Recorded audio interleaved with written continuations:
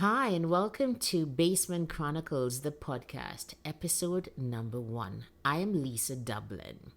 Today, I want to talk about what I discovered about loving myself. So, I am very wary now of placard love, the kind of outward proclamation of one's worth that is oftentimes disconnected from what is really true within you. You know what I mean? Shouting to the world that you are strong and invincible and worthy, that you don't take nonsense, that you will walk if you're treated a certain way, but privately accepting and settling for the exact opposite. I've been there and I've done that.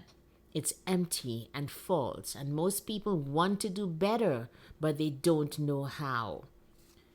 Now I start with valuing myself first, being very clear about how I want to be treated and extending that same kind of treatment to others. After all, we have to love others as we love ourselves. It's only then that I think you have a tried and tested blueprint of what love looks like. So when someone tries to be substandard with me now, I don't get upset anymore.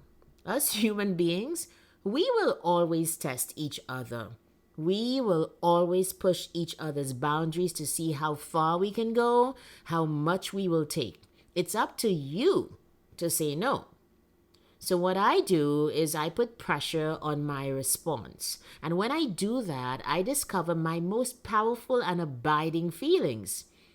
This act of self-love is quiet, gentle, and abiding. You get to love parts of you that perhaps had been outsourced. You get to embrace a lot more of yourself lovingly. This love is patient and kind to oneself first and then to others. This love is slow to anger and condemn yourself first, slow to anger and condemn others after. And if you want to know more about love, just read 1 Corinthians chapter 13. It's all there. And I say it's all true.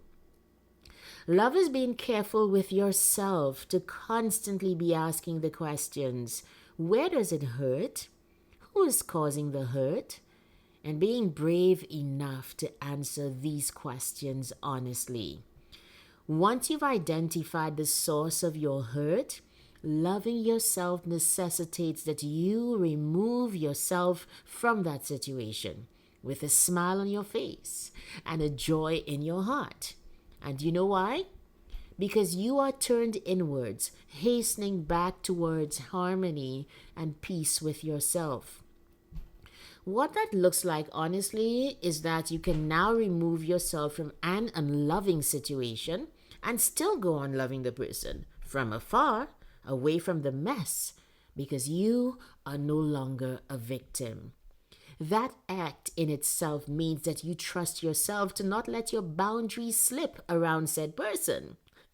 But that is the problem, isn't it? Many times we do the all or nothing with people who hurt us because we do not trust ourselves to get back around them and maintain the boundaries that we put in place because they hurt us. But might there be another way? What if you focused on loving yourself every day and making yourself the standard?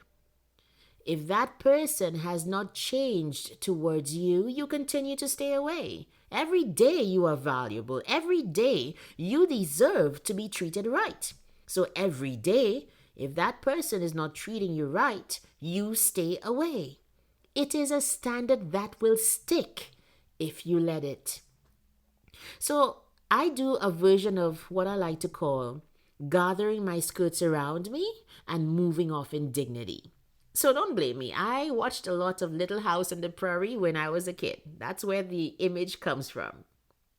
Because I love myself, I have resolved to remove myself quietly, but ultimately from any situation that does not serve me. That is my version of gathering my skirts around me and moving off in dignity. No matter how painful or awkward it is, no matter if it takes me a while to do it, I will remove myself quietly but ultimately from any situation that does not serve me. If you stay in an abusive or unhealthy situation, you are saying that it's okay. So I hope you love yourself today enough to be on your own side. I hope you love yourself enough to gently walk away from any situation that does not serve your best interest and to stay away in love. Thank you for listening. This has been episode number 1, Basement Chronicles, the podcast. So I don't know if you know this, but I'm a health and life coach, and I help professional, executive, and A-type women to speak, to lead, and to live with confidence. Why? Because you're awesome, and you got great potential, and you deserve to move from good to great. You deserve to be focused upon and given expert attention. That is what coaching does. So go to my website, www.lisamdublin.com, and set up a free transformation call so you and I can discuss what coaching can do for you. And you know what? Can you share this new podcast with your friends? Let's make it a thing. Thank you for listening. I am Lisa Dublin.